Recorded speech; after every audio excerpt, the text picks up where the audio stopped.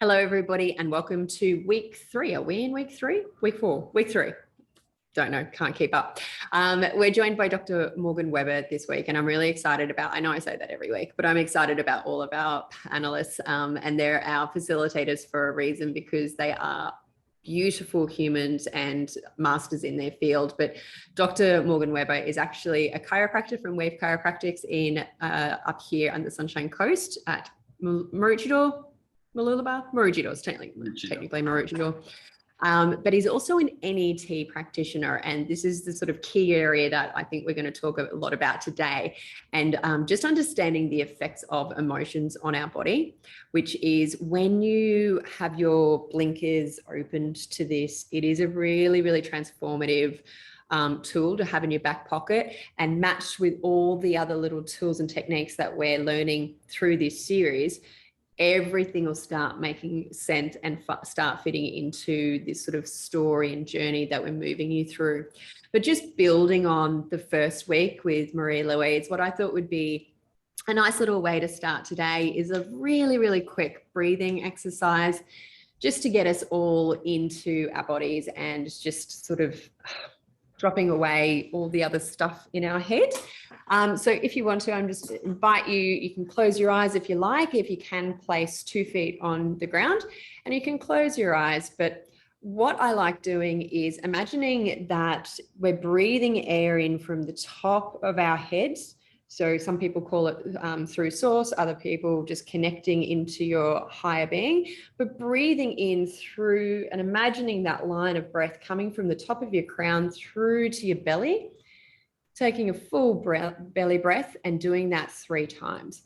So if you'd like to join me, we'll just do that, and it literally takes 10 seconds, and it's just a great way to start. So you can join us if you like. So 2 feet on the ground, closing your eyes, imagining that breath being drawn in from the top of your head into your belly, filling up your belly, then your lungs, into your chest, and releasing. And just taking 3 of those breaths, and imagining on the 3rd breath, that breath traveling all the way to your feet, out through the toes, down into the ground. So you're breathing top to toe through the belly 3 times.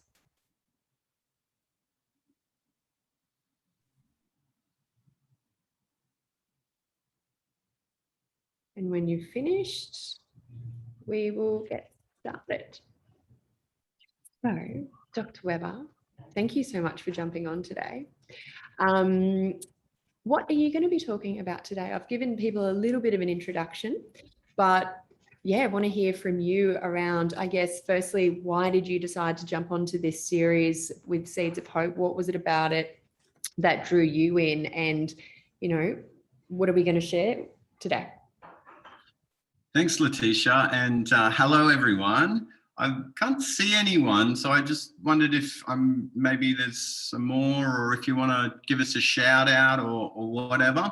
But yeah, I'm a chiropractor here on the Sunshine Coast. Basically, I love helping people. So my motivation to come on today was just to be of service. If I can offer some of my insights that are powerful for you in your life, then that's a huge win for me. And you know, I'm really excited about how, if each of us can help each other, that creates a really positive tidal wave through one another onto our extended connections and onto more connections from there. And that ripple can be huge for all of us. So we're going to talk about emotions. And so that's always a really fascinating topic, because most people just kind of run in the opposite direction when anything is said about emotions. So, you know, I thank each and every one of you for being part of today. And maybe there'll be people who also drop onto the recording because,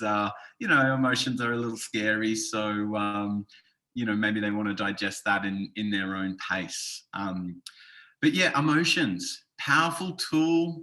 A lot of people, we all have them.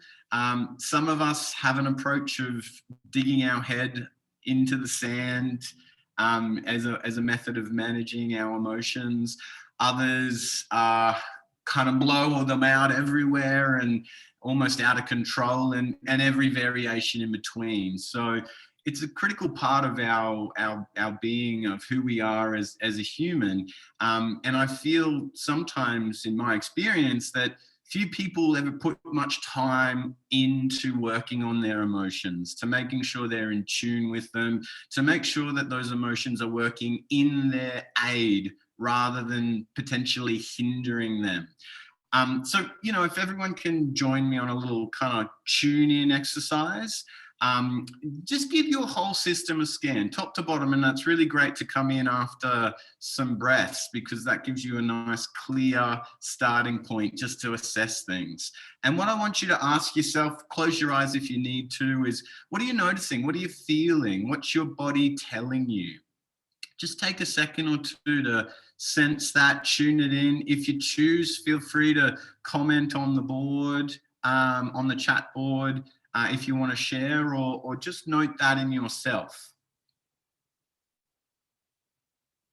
Imagine it like a little stock take of your system right now. If you want, write those down too. The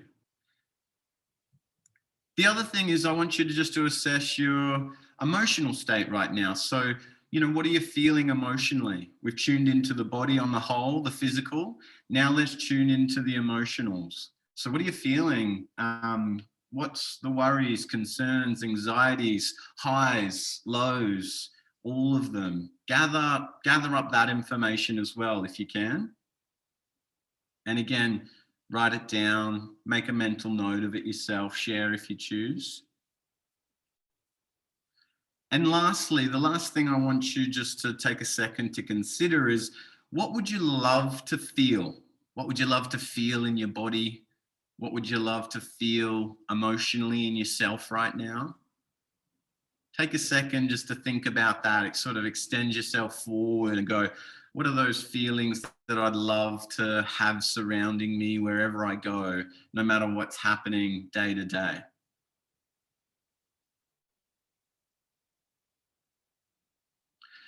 So the first thing that I think is essential with any emotional work or focusing on emotions is to honor what you're feeling. To be truly honest with yourself is a powerful thing. And again, it's like any skill. You learn to ride a bike, and the more you do that, those skills can be expanded on. So sometimes people have practiced so little in tuning in and checking in that the first time they do this, the valuable information is not there. So this is a tool to practice. Always check in, notice what's going on. And as a saying, I often say this in the practice with clients, noticing fixes more than fixing does. And in my experience, sometimes those tiny little distinctions that we make in our mind of what we're sensing in ourselves, when we stop for just a half a second, they're powerful. And those insights are really pivotal in maybe guiding us in a different direction if we didn't apply that awareness and consciousness towards them.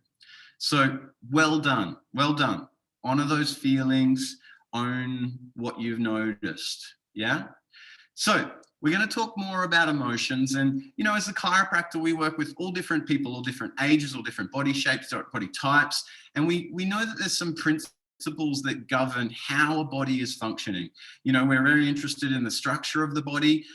We're interested in how it physically works. But we know that there's three main pillars that come together. There's the physical, there's the chemical, and there's the mental emotional. And those pillars are essential, and they work together. And to express at the highest health level, we need all pillars to be strong. Without one, or one being weak, then our system will collapse. It will be fragile. And we look at that as a quality of resistance. So the higher our body's resistance, the more stresses, strains, challenges that we can handle within our stride. When we have a really shallow resistance, we call that treading water. And most people can probably relate to that feeling emotionally and physically. Breakdowns, bother, anxiety, stresses are rampant in a system that's just keeping its head above water. And it's as if we kind of go, please, please, please, please, nothing more. Don't let that tip over the edge, or else we'll be drowning. And that's where those breakdowns, those bothers, etc. start. So we want to build this resistance, and that happens on all those pillars: the physical, the mental, emotional, and the chemical as well. So today we're going to talk on that primary pillar of emotion and mental well-being. And in working with all those people in my practice, what I find is at a certain point, if you don't expand on your emotional intelligence, emotional well-being, then that sets a huge limitation to the expression of health that your body can exhibit, and how that relates to your day-to-day experiences. So it is a worthy endeavor to work on this in your life. So let's just think about that. So you've made some notes of some things in your body, and we know that there's that physical relationship. We know that there's that mental, emotional relationship. So I want you just to go through those notes that you've written down, maybe areas of your body. And the amazing intelligence of the body is such that these are really insightful tools to notice what your body's showing you. And it may be a physical ache, pain, ouch, but it's meaningful. And if we utilize that intelligence and that feedback, that can help guide us on an emotional and physical level as well. So one thing we look at a lot is posture and how your body's shaped, whether you're slouching and scrunched forward in a suffering, struggling state, or whether you're in an upright, open, proud, and abundant state, okay? And that has an emotional relationship to what you're expressing. Think about it like that fetal position that people tend to go into when they're emotionally challenged. So our body's giving us tells. So sometimes we go, no, I'm fine, my emotions, nothing. And fine's a really good one, because you know what that means, right? Freaked out, irrational, neurotic, and emotional. So when someone's saying those things, that's a really big giveaway that they're anything but. Okay. And another great resource, a great book that I love, and we're constantly looking and tapping into that, is a book by Louise Hay, You Can Heal Your Life. And one of the particular bits in that book is there's a table, and it talks about different areas of the body and what their emotional relationship is to that body part. So, as chiropractors, we're working with the spine quite a bit. The spine is about supporting the body, holding it up. So often if there's spinal challenges for that person, then there's often emotional triggers for that as regards to how they're being supported in their life. And that's one of the things we always strive to do in the office, is not just providing a great physical adjustment, but also supporting people, really, really doing that to the best of our ability so that we can hold their hand through any of those challenges. And that in and of itself is a powerful tool for change. So these are all these noticing qualities that we can gather from our body telling us things that maybe we haven't bothered to look into or find that hidden meaning. Some other classic ones are neck pain, when it's really restricted, seeing both sides of something. Perhaps we're having an argument with a loved one and we're not willing to see the other side of that equation. One that I see all too often in the practice, ear infections, earaches is a real common one, particularly with kids. And often that relates to parents fighting or loved ones fighting, and it's like you just don't want to hear what's going on. So these are really interesting when we look a little deeper and we reference not only the physical, but the mental, emotional, and the chemical influences on these experiences that our body is telling us, okay? Let me just catch another one. Yes, thank you. Masculine and feminine. So the right side of the body is the masculine side of the body. So often if there's a challenge with a male in our life, it'll often relate to the right side. So these interesting insights often go, okay, maybe there's something to this. So, play with this in your life. Be curious, explore. You go, oh, geez, my shoulder's hurting on the right-hand side. And then go, oh my gosh, ooh, there is that guy, that masculine in my life who is a little bit challenging, and hence the physical and mental, emotional relationship there ties together. The feminine being the left-hand side. So, all of these tools are really powerful at gaining a deeper insight, understanding what your body's telling you that little bit more, and helping you navigate through things in life much more smoothly and easily. What was that, Letitia? I've got a question. So Wow. if you're prone to injury or aches on one side of your body, so for me, it's the left. I've always been prone to injury on my left-hand side of my body. Does that mean that relates to having something out of whack with the feminine, or relationships of the feminine kind? Absolutely. Yeah, it's definitely a factor, and it'd be a worthy one to explore. And you got to look at those moments, right? Because, you might have an injury here, and then a quiet period, and then an injury here.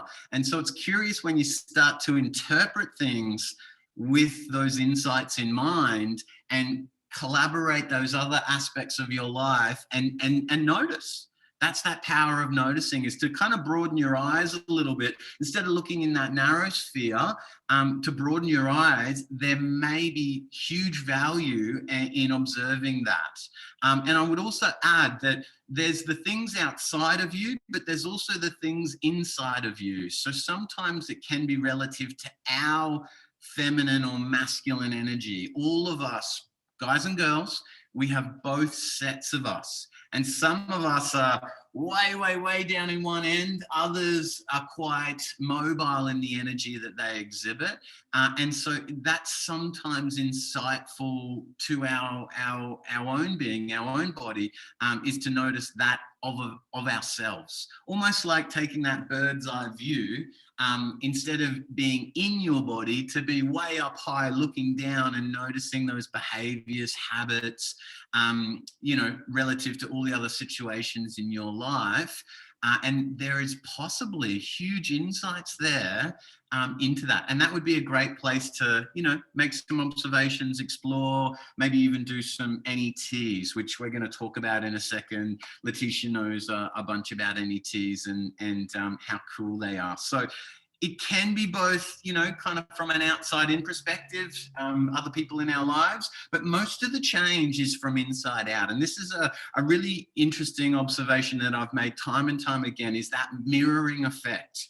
So sometimes we're noticing challenges, stresses, aches, ouches, and we're always looking for some sort of trigger towards us. As in like, oh, I've been sitting poorly, or, I've eaten a bit of gluten, so I'm a bit inflamed, those sorts of things.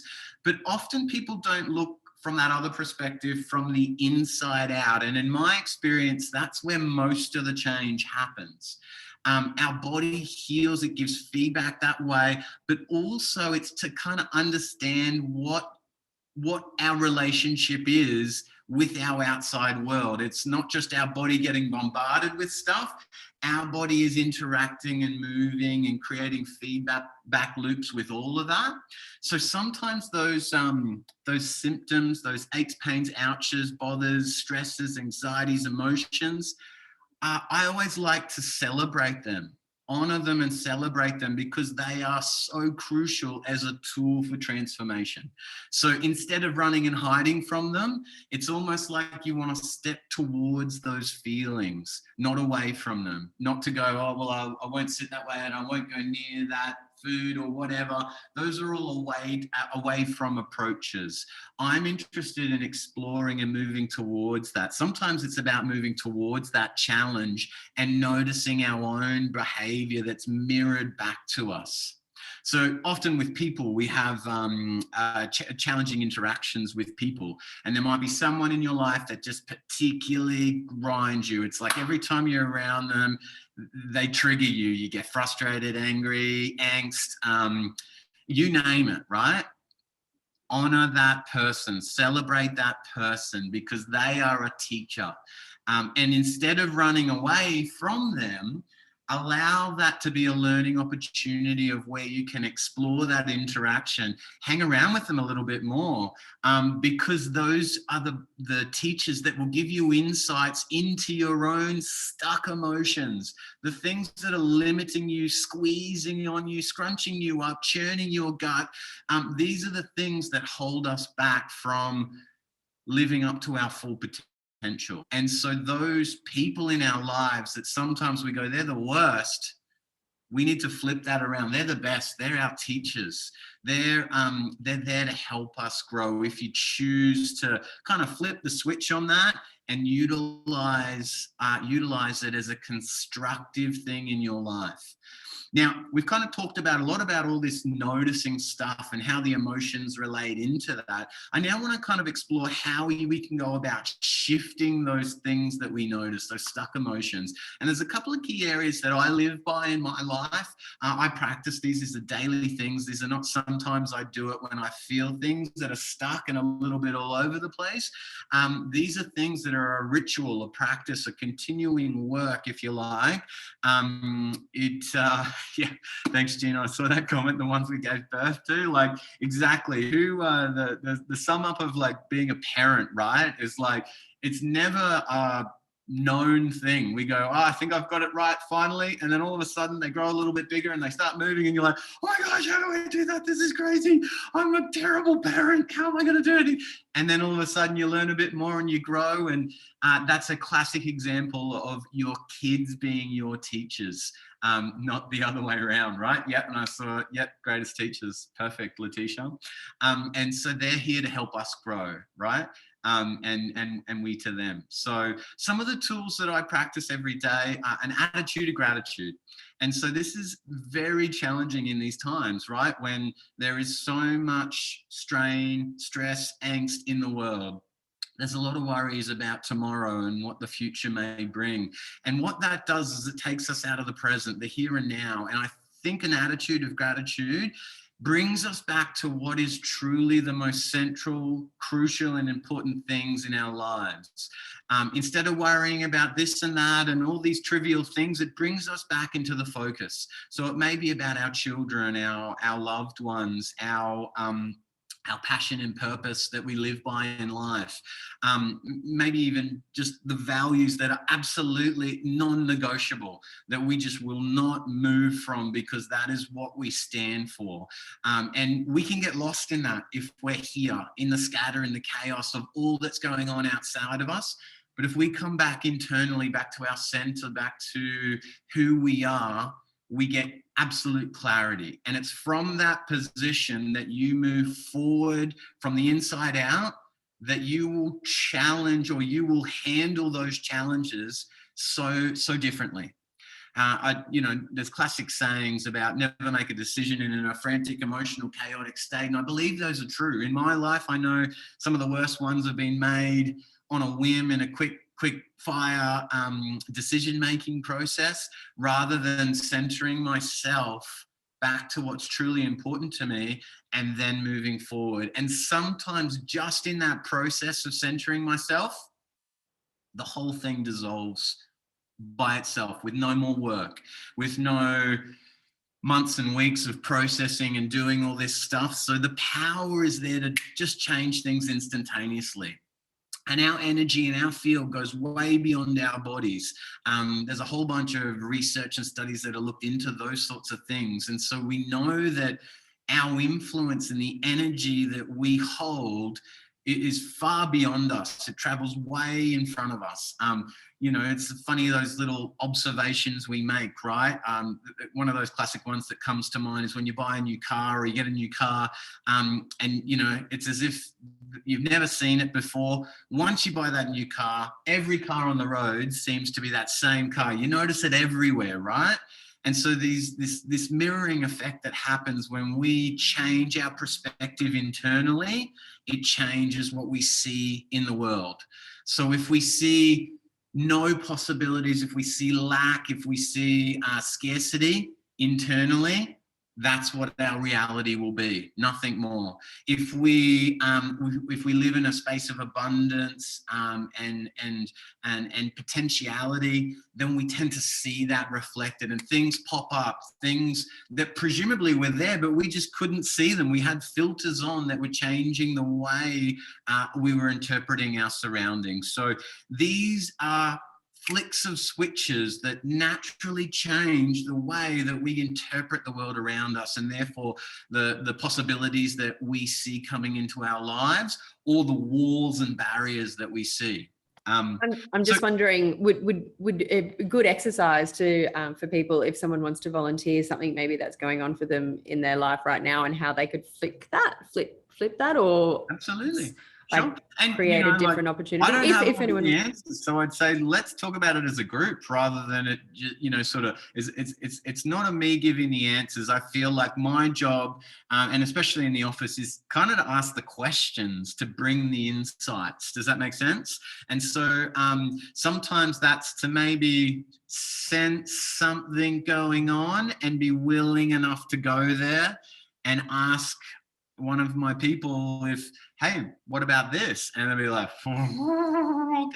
and then all of a sudden, as that kind of marinates through, all of a sudden there's, wow, okay, yeah, maybe, okay. So does anyone have something going on right now, with everything that's happening because we've got people on here from all different parts of the country. Does anyone have anything going on in the moment, emotionally, or, within their sort of realm, where they'd like to maybe unpack it or be able to identify it or lean into it, or any kind of question of how that might, be transformed? Now's a really good opportunity to sort of share if you're willing to. If not, that's cool. We can move on. Just open your mic if you're willing to talk. We've got a bunch. Oh, good on you. Who's that? Why can't I see you? Gina. Hey. I'm not camera ready. All good. What's going on for you, Gina? Thank you for jumping on. But I guess the one sort of more safest is, so I get, I have a child, so she's coming up 4 in January.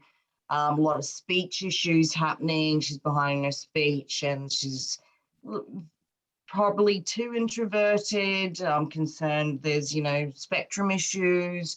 They're going through all the speech therapy, hearing tests, to go to the right pediatrician and all that. She's still got issues with the number 2s. That is becoming full consuming and worrying, concerning, I guess, in a nutshell. Is that what we're after, that kind of thing? Perfect, Gina. Thank you so much for sharing. Honestly, that's a really brave thing to do, is to open up. And in my experience, that is the biggest hurdle, is to just to take that first step. And explore all those feelings around it. And, when we are challenged, sometimes we look to solutions. Do you see what I mean? And so we go, okay, well, we've got to fix this, and we got to fix this, and we got to fix this. And so in my experience, that only really stirs up more stress and anxiety, going, is this the right person? Do they know the right stuff? Are they giving me the right, names, approaches to deal with this? And all of a sudden we get more and more rigid, more and more stressed. Perhaps we aren't really there anymore in just being with, your beautiful daughter. Am I right? Yes. Beautiful daughter. And, 4-year-old, what a beautiful age. Sort of expanding, exploring. The world is dramatically growing at that age. And so naturally we tend to go to the wrongness of everything. We go that this is not right and this is right. And it does not deny that those are challenging things you're experiencing. However, the one side of that whole equation that is dismissed is the rightness of what's going on in her body, and celebrating those sorts of things to balance out that equation, because those emotions can get so polarized and we can get stuck in that area of everything's wrong and, it's broken and we need to fix it. And, and I feel like there's value in every area. There'll be value from your pediatrician, from your speechies. There'll be value in gut healing. Maybe chiropractic care, NETs would be great for you guys. There's maybe a whole bunch of things and team of people that can be there for you. But one of those amazing switches that I talk about is choosing how we look at her and her system and seeing the magnificence of that's 51 trillion cells, working together. There's the beautiful mind there with, amazing insights and maybe, speech and all those things. They're challenging, but it doesn't deny those positives as well. And that just helps to take some of the charge out of the situation. And naturally, when we step forward, not so stuck, not so charged up, that dissolves. We move forward and our decision making is so much more centered and clear. So the right people, the right services, the right interactions from a mother to daughter, they seem just to fall into place. And there's a flow that can start that naturally tends to just guide you out of those challenge states. And you can see the direction is improving and then you're moving forward. And that can be just such a transformational difference to instead feeling, sort of spiraling down and things only getting worse and out of control, to actually taking those steps out of that challenge and moving forward and making little breakthroughs and wins along the way. So And each of those are really powerful and they're worthy of celebration and praise. Mm.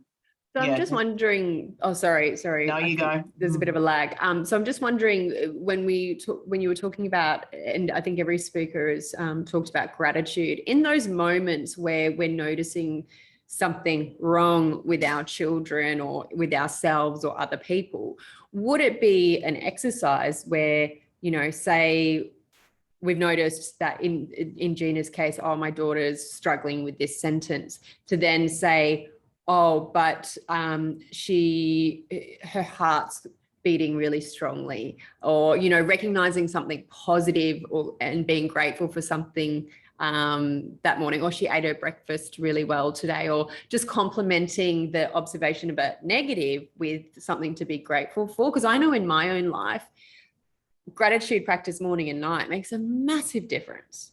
I'm just curious if that would be something she could do. I absolutely think that's so true. And sometimes where we tend to do is we set a logical, reasoned process of how things should improve. So I even think relating to the words is like, okay, shift the focus onto something she's good at. Absolutely do that. But also it's worth just knowing that no kid develops like this in this staggered step. Neither do we. How many times have we or I hit my head against the wall time and time again, and you go, why isn't that learning happening? And then pop, and it's like, aha, I figured it out. I learned something about myself. So we as adults are like that.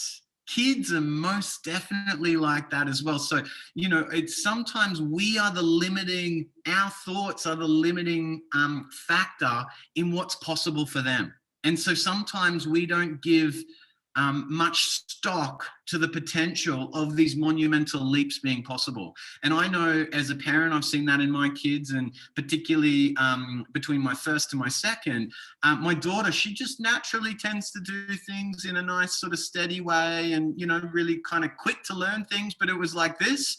And naturally we go, all right, with my son, I was like, whoa, oh my God, my daughter was here and my son was here. What the heck? Something must be going wrong.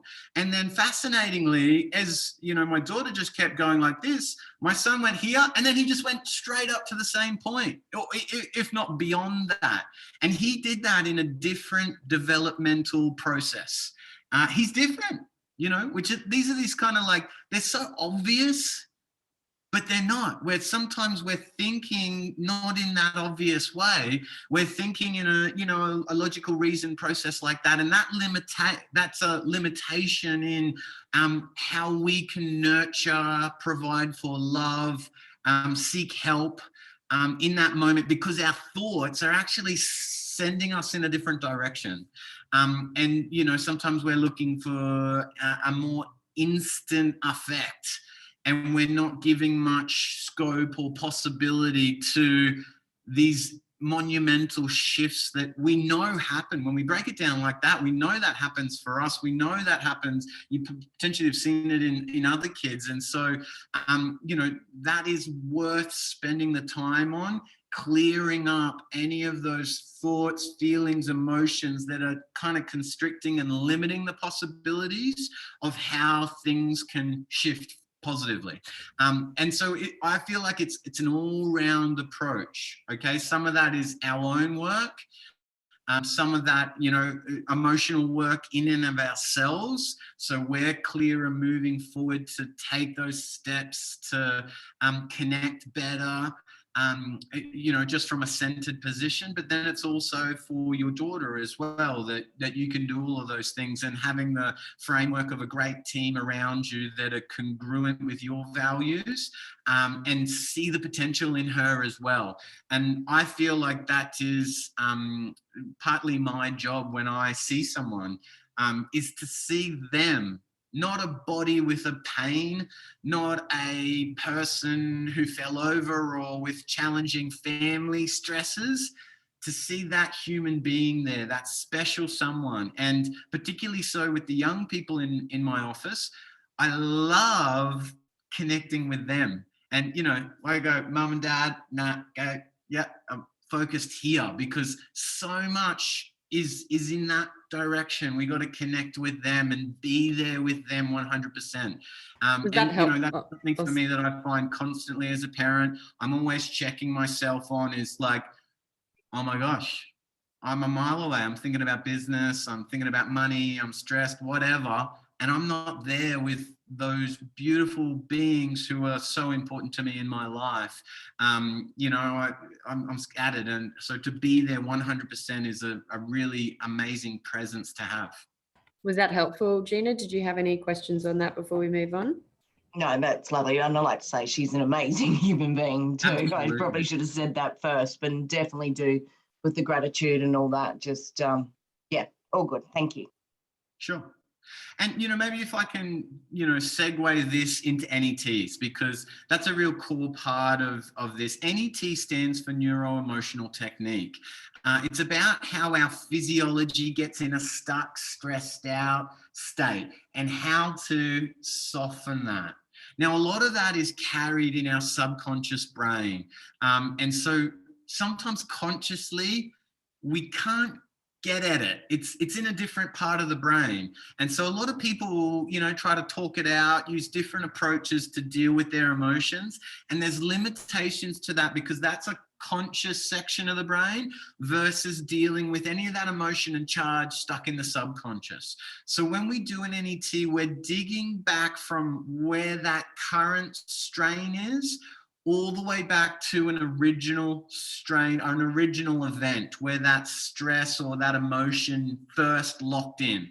And just like a tape recording on a tape, not a DVD or a disc or anything like this, for the younger audience doesn't get this. So it's going back to that original tape recording and re-recording or changing that loop. So when you experience that same stressor, that same core emotion, it's got a different charge to it. Instead of it having such a stranglehold on you, and there's that jolt emotion that comes out, when that charge is dissipated, we interact with that stress of that event so differently. And it's really amazing to see, because we do these little NETs that involve some kinesiology testing, some words, and then some tapping and clearing.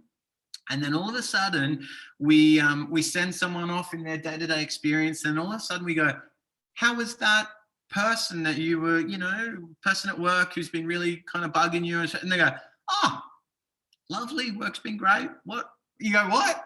I thought it was crazy and stressful. And it just changes the whole experience. And when we change, our reality changes around us. So it's so fascinating when those switches flick and we clear in the subconscious. That autopilot function of the subconscious brain is constantly runs about 90% of the show. So when we change that recording, all of a sudden we move forward with this different subconscious program. We have a different interaction with the same set of stresses. So that's the power of an NET.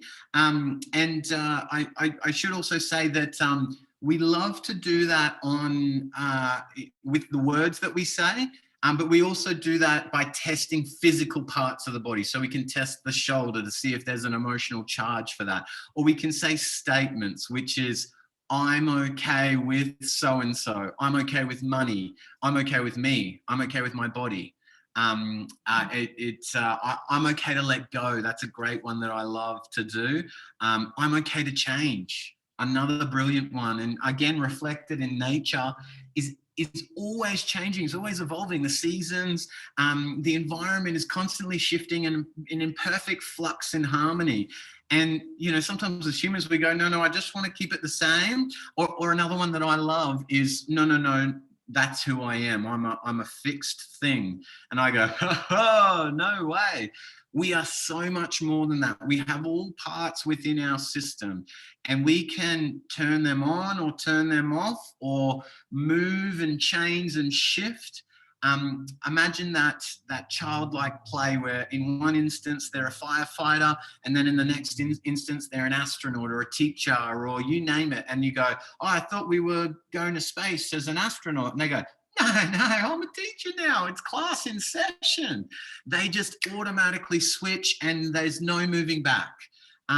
Sometimes as adults we can learn a lot from that curiosity in our children to just shift and move and then go forward in a new way and have all of those abilities to flux and be flexible in the way we operate. So a classic one is I'm a nice person. So, I'm not a mean person. I don't raise my voice. I don't do anything like that.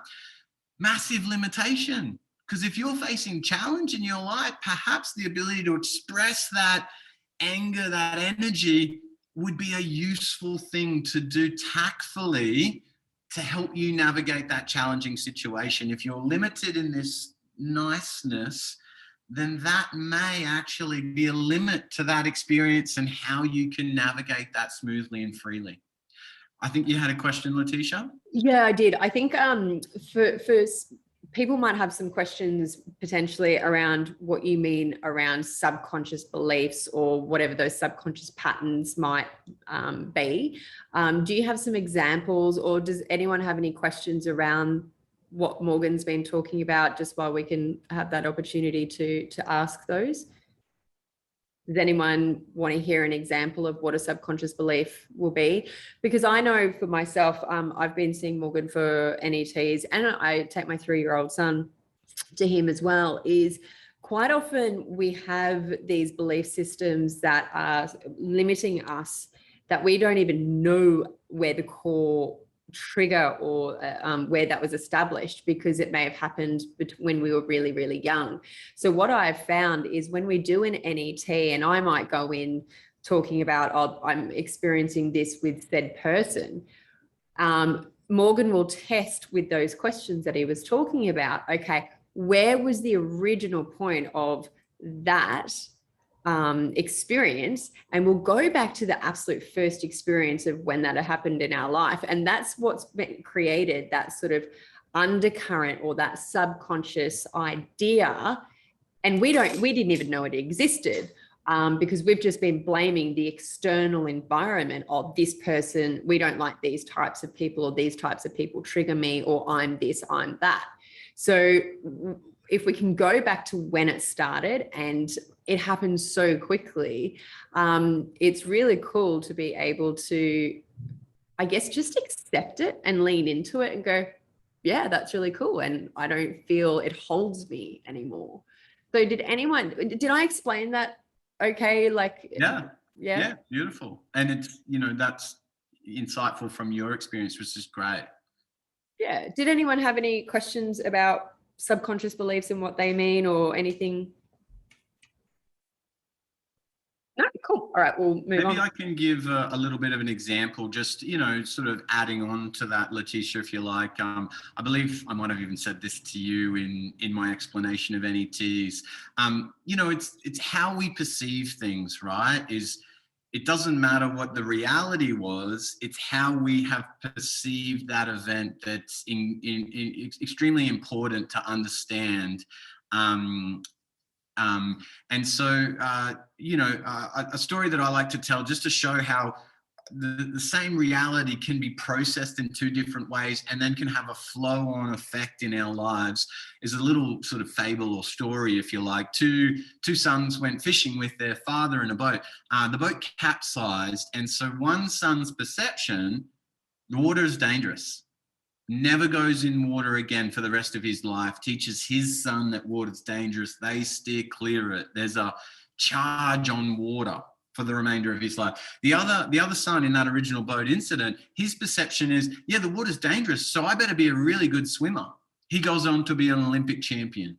So the same situation, and there's this change of perception that can lead to a very different experience. So sometimes we have to go back to that core event, and often that's in the first 7 years of life. In those first 7 years of life, we're in what's called a hypnagogic state. We're on download. We're taking in the world around us. We're sort of compartmentalizing things to have an understanding of the world that we find ourselves in. Now, sometimes when we take that chunk, that sort of program, we put it in the subconscious brain, we go, that is the way it is. What if that's a little off? Yeah. So often the root of an NET goes back to those first 7 years when something's been downloaded and put in the playback loop that is no longer serving, that's creating a whole bunch of charge. And it's because of how that was perceived in childhood. And so those perceptions are really crucial, but also the NET, the power of it is to sort of jump through that current thing and get to the real root of it. And in doing so, you change that playback effect. So instead of every time that scenario pops up, all of a sudden, we have this huge charge, this huge emotion that comes up, it softens that experience such that we can navigate life and all the challenges and situations we face with much more ease. And in NET, we seek a state that we talk about as a state of okayness. And it sounds a really, really weird word to say, but it's not that we want something to happen. So, sometimes we're doing it clearage as I'm okay to have $0 in my bank account, and I'm okay to be a multimillionaire. It's like the full spectrum of what might be possible. And sometimes it's not the multi-million dollars that challenges us. It's that lack of, it's the limitation of having $0 in our bank. Yeah, that really brings up some charge. And so it's not to say that we want $0 in our bank account, but it means that if that be the case, we don't have to have all this charge, all this energy, all this stuff stirring up, making that experience so challenging. We can move and navigate through that challenge with much more ease and grace. And so that's just kind of a little crude example of seeking that state of okayness, where it's like, it's not really ideal, but I'm okay. And then I'm okay if this is the scenario as well, I'm okay all round. And that opens up a really broad range of possibilities and a flexibility to navigate through life and all its challenges smoothly. Ren just had a question. Can you overcome inherent insecurity, which is rooted in childhood? Yeah. So absolutely, that would be something to explore with an NET. And you would probably go into that in a little bit more specifics of, potentially, what happened or who was involved and things like that. When we do NETs on perhaps, you know, a really big thing that's happened in our lives, sometimes there's some really core events that really shake us. We have an approach that's called surrounding the dragon. And I love saying that because I just think it's the coolest like concept. But really that event, because it's so significant, it has so much a charge to it, it's like a spider web. There's all these offshoots off of that that tend to hold that charge so fixed, so tight that no matter what, it doesn't seem to let go. It might soften a little bit, but it never really lets go. And so in that situation, sometimes what you have to do is surround that big event and clear off all the layers of it so you can get deeper to the core and really burst that apart altogether. So, you know, sometimes one NET breaks away one of these offshoots and can lead to another one. So we often talk about NETs when we do a clearing, is that moves, and then all of a sudden you need to observe what comes up for your body. So these might be thoughts, feelings, emotions, and that might get to another stuck layer. And that's another layer in this whole complex that we can then delve into, explore, dissolve. And, you know, Letitia can attest to this.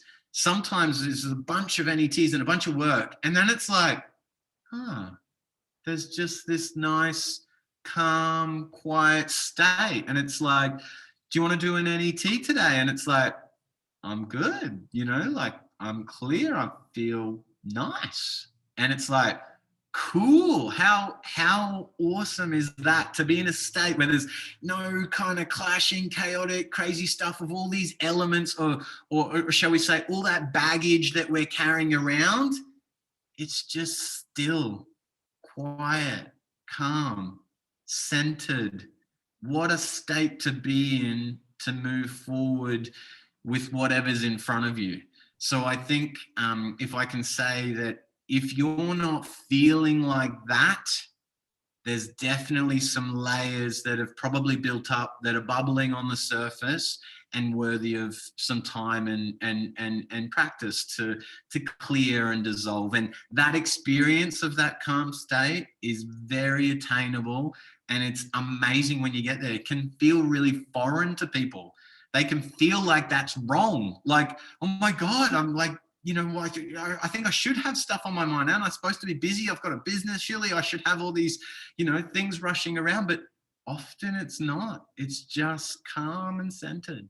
Some more things have popped up. I'll read these. You go, Letitia. Yes, Simone did have a question. And Simone, you're welcome to open your microphone to explain what you mean. Your message said, those really early childhood deep-rooted things, if you know it and you can find it, is it as easy to reach okay as if it was something more recent?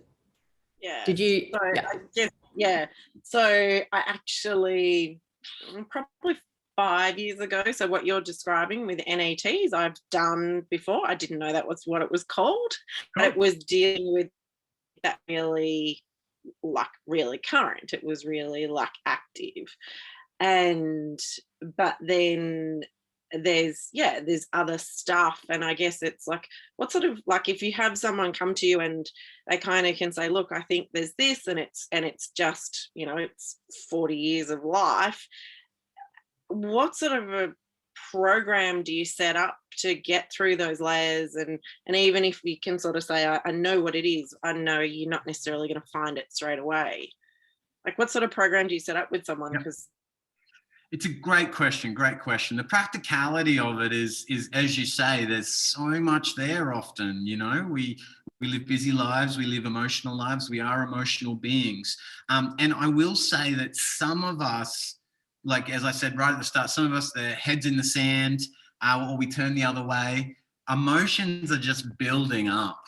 And so an NET is a powerful tool. And I often talk to my people about this. We do a clearing, but the way to translate an NET to an even more powerful thing is then to take action. And so perhaps that, you know, as some of the examples I've talked about is around, being okay in a different way, or perhaps it's the self-talk we have with ourselves that might be pretty mean, pretty nasty, pretty limiting. Yeah. And so we have to then, if we keep acting in the habits in our life, keep reaffirming those old stuck emotional things, maybe we've cleared some layers of it, but the core is still holding, that's a much improved state. But when our actions keep repeating that path, all of a sudden it builds back up and it strangles a little tighter. And so the actions are eroding away from the good work that you've done. And that's where the power of an NET is a tool for insight. And then the practice becomes so much more powerful when we take positive action.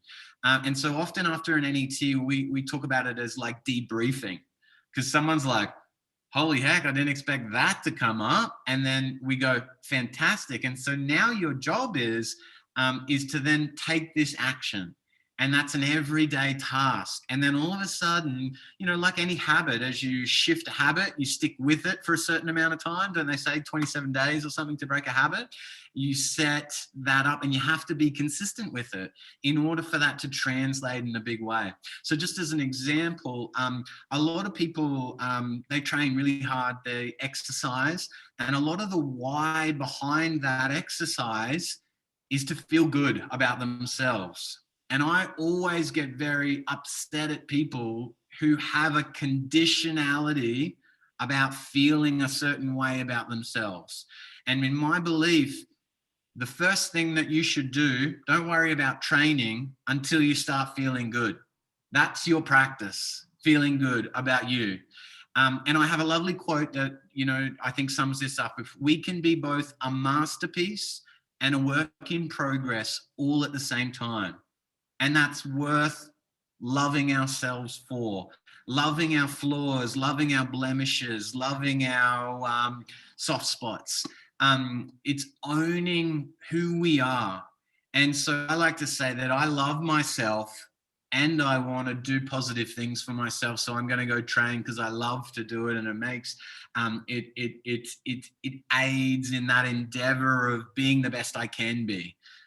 It's not will I love myself when? And so many people I've noticed, men and women, they go, oh, well, they get really fit, they get really strong, but that's still not enough. They still find some flaw or something that's missing, some void, and then that becomes the focus of that.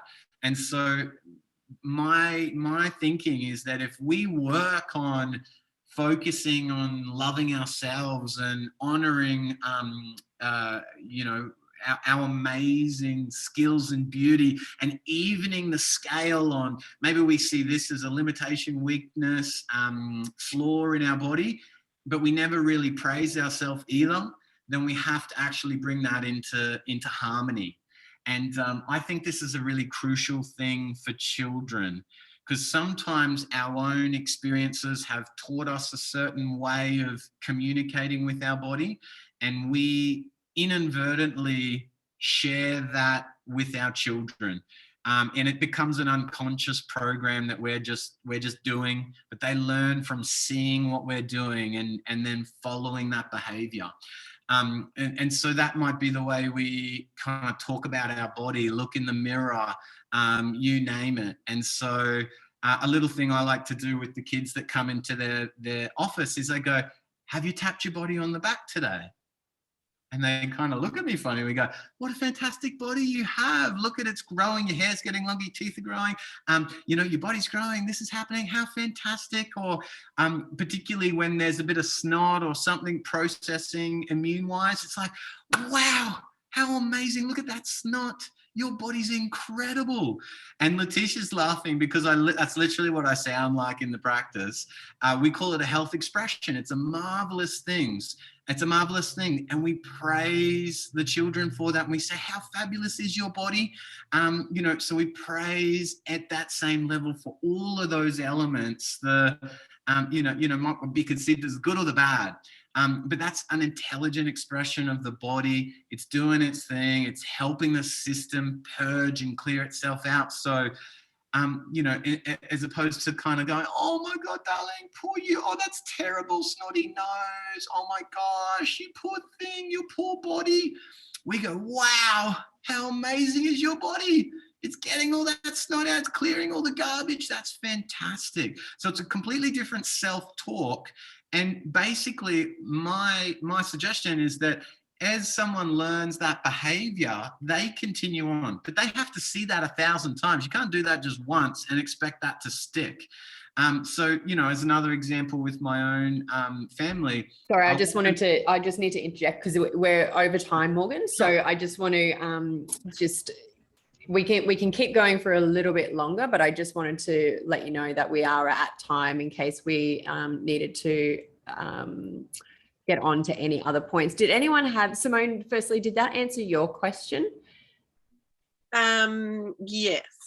And probably what a lot of it said for me is what I've struggled with is, I guess, what I call my academic brain that says, I don't know, that's the logical, and then but can't reconcile that with the self-talk and the other side, and they don't reconcile. And totally. I think it's that emotional piece and that blockage. Can I share maybe some of my experiences, an experience for me, and then that might help other people formulate in their mind what this looks like really quickly? Would that be beneficial for everyone? So essentially what it's like is I might go in and I might share something with Morgan about a recent event or a recent conversation or something that's happened. And I might be upset or confused or angry at what it might be. So he'll ask a series of questions using a feedback process with my arm, and he'll ask my body to trace back where that original experience occurred. And it might not have even been my experience. It may have been an experience of my mum, my dad, my grandparents, whoever. And so we're able to go on a really, really deep, deep, deep level of where it's stored in the body and be able to identify that root cause and start, as Morgan was talking about, unraveling that. So then when you know that root cause and you love it and you accept it and you acknowledge it and you are grateful for it, or when we are put in similar situations where we are being triggered by people who remind us of that original core event, we're then able to repeat that loop of gratitude, acceptance, honor, and love, where we slowly get better. So it's repeated and repeated. It's that practice that Morgan's talking about, where we are seeing the situation and the opportunity of learning and growth that this person's presenting it. They're not doing anything to us. They're just reminding us of that very core situation, that very first time that we experienced that. And that person is going, hey, you still need to work on that. So I'm not saying that that person might be wrong if they're abusing you or anything like that, but what it's doing is it's giving us an opportunity to go back and go, hey, oh, that's right. This is a trigger for me because my mum didn't show me the love that I needed at Christmas time that year or something like that. It might be as simple as a core event. So the program is being able to come back to that core opportunity, then recognizing it every time we're repeated in a similar situation and learning to love it, acknowledge, honor, and accept all of that on repeat. Did I summarize that correctly? Beautiful, beautiful. Thank you, Letitia. I might just add one little piece, and this may be useful for you, Simone, because there are different brains.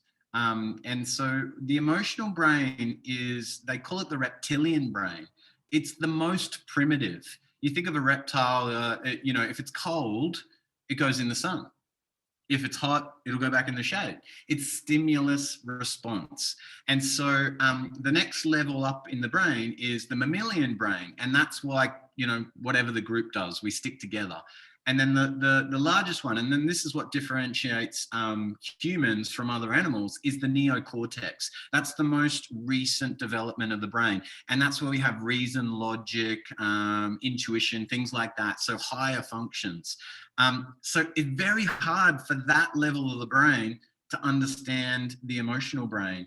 And so we have to nurture both. And that's the power, I think, of an NET, is to come from the conscious higher level brain down to that reptilian brain, to sort of break that apart. But those action steps then echo that and evolve that for you. They're like the catalyst for change, to really break things apart and for new layers to emerge.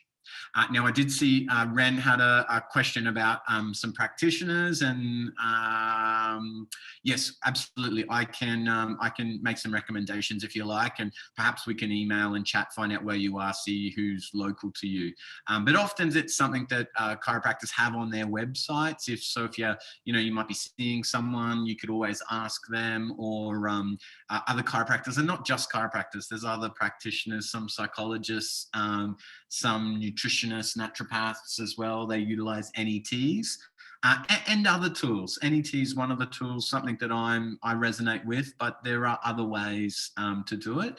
And so, it's always the power of that interaction as well. So whoever I do recommend, Ren, I would very much encourage you to get a feel of whether they're the right person for you, no matter what, even if it's someone I know and recommend, because at the end of the day, it's that bond and it's the connection between the person and the practitioner that will really help to kind of, shift things. If you've got a really strong connection, that's a huge help. You've got to have that trust with them. Like I said to Morgan last week when I had a session, and I'm like, you're like probably the person that knows me the best, because he knows all varying facets of me, and all of those things. So it's nice to be able to have that trust and transparency. Morgan, was there anything else that you wanted to add quickly to today's session? We can hold over any questions people might have till tomorrow. So if you do have a burning question, write it down now. Write a note in your phone, whatever it might be, to be able to pick up and jump on the Q&A tomorrow. But was there anything else that you wanted to add to just cement today's learnings at all? Thank you. Yeah, absolutely. I think the big thing that I wanted to emphasize for you all as a take home was, don't try to do everything. Pick something that stood out for you and take action of it. Be bold, be brave.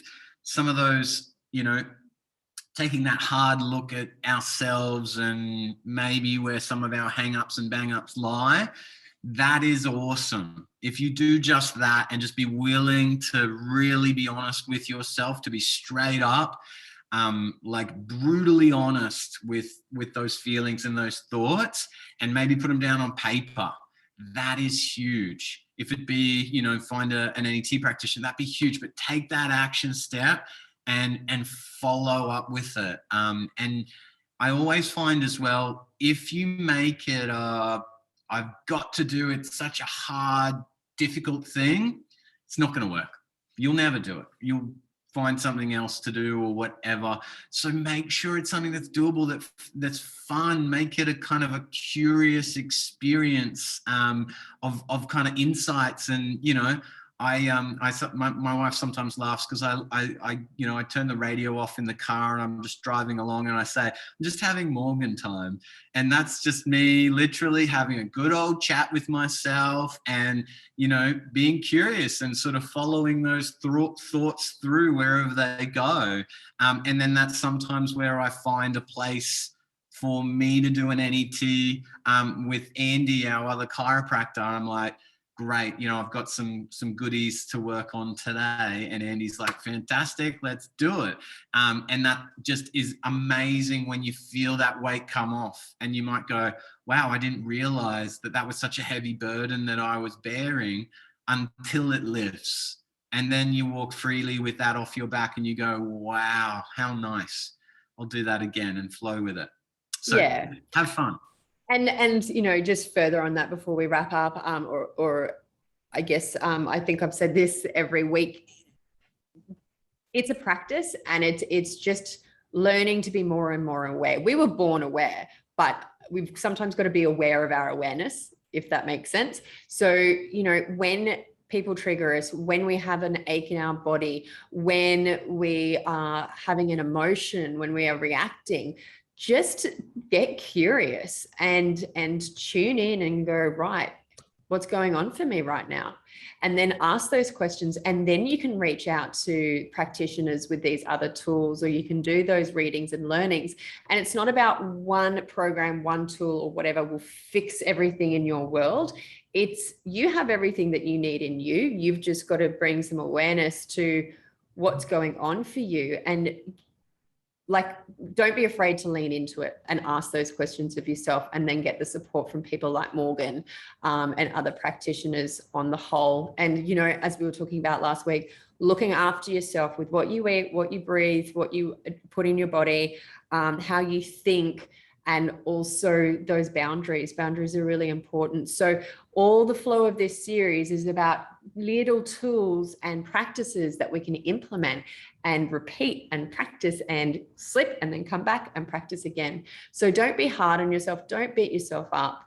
Know that you're perfect, and know that this is a lifelong journey of learning about yourself, or it's relearning, remembering. So I am really looking forward to tomorrow's Q&A, because I think when people have a chance to digest everything that's been said today and previously, as things land more and more for people, as they become more aware of you know, those little niggles and triggers, we will have some questions. But Morgan, thank you so much for sharing with us today about NET and our body, and just how remarkable it is. Because it is, I think we kind of abuse our body in the sense of, you know, we don't honor, as you were saying, all the beautiful things that it's capable of, including our snot. Absolutely. Yep. Awesome. My pleasure. Awesome. Well, thank you everybody who has contributed today. And like I said, come armed with your questions tomorrow at 12:30. And thank you for jumping on, everybody. Have a beautiful Thursday. Nearly said Friday. Have a beautiful Thursday, and see you tomorrow. Bye. See you, Morgan.